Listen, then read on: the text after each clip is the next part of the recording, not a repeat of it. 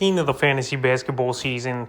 And here's a few guards I would look to trade for and buy this week. The first guy, Bradley Beal of the Washington Wizards. So Bradley Beal, he's been placed on the safety and protocol list once again here, which is weird. He missed 3 games a couple weeks ago, and now he came back for a 6-game span, and now he's back on the protocol list. So Bradley Beal, another great season for him, no doubt about it. 24 points a game, 4.7 rebounds, 6.4 assists, 1.6 threes a game, and 45% from the field. So the only thing with Beal here, his assists have gone up 2 per game from last season to this season, but he's gone down 7 points a game. In the last couple weeks here for Beal, he's had a few good games as well before he went down. January 5th versus Houston, 27 points, 5 rebounds, 5 assists, a steal, a block, 3 threes.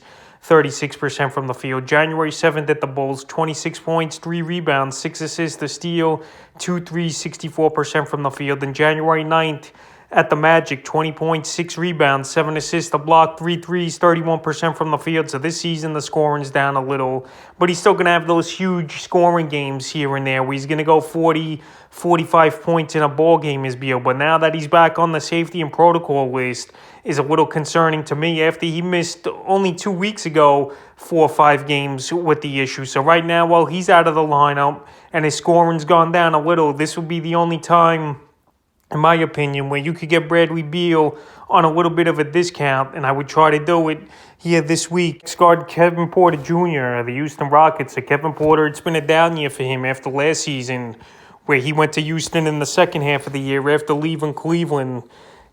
He just put up huge numbers, but this year here, he's been ejected in a few games. He was injured for the first month and a half of the season. So right here on the year for Porter, 12.2 points a game, 4.3 rebounds, 5.8 assists, 1.3 steals a game, 1.8 threes, and 35% from the field. In the last couple weeks here, the numbers, they've been going down. 8.7 points a game, 4 rebounds, 5.3 assists, 1.2 steals a game, 1.3 threes a game, and 32% from the field. So right now, his value's way down there.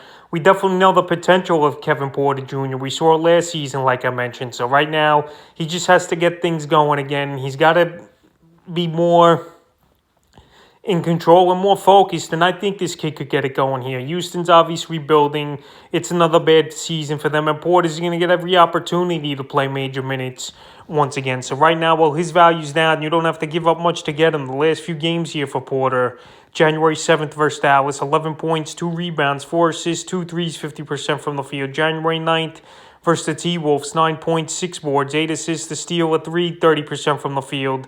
And January 10th versus the 76ers, 8 points, 6 boards, 5 assists, and 22% from the field. So right here, hopefully he gets things going.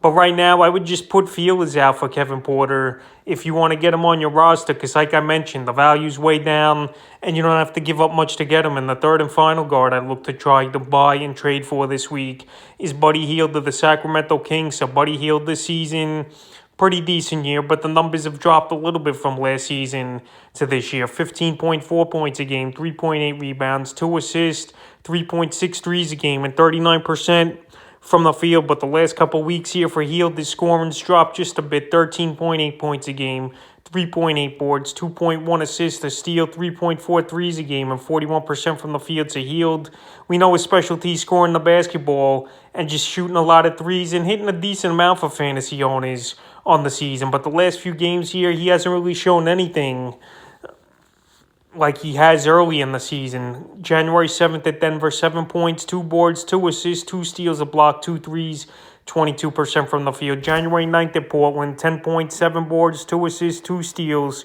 2 threes, 30% from the field. And January 10th versus the Cleveland Cavs, 19 points, 3 rebounds, 3 assists, 2 steals, a block, 5 threes, and 63% from the field. So right here, if you need a scorer and a 3-point shooter, that's going to help you in those categories. Buddy Hield's a guy to go out there and get right now. While his numbers have taken a hit over the last few weeks, I think it's a good time to try to buy him low this week. So that's a few guards I'd look to trade for and buy this week for Week 13 of the fantasy basketball season.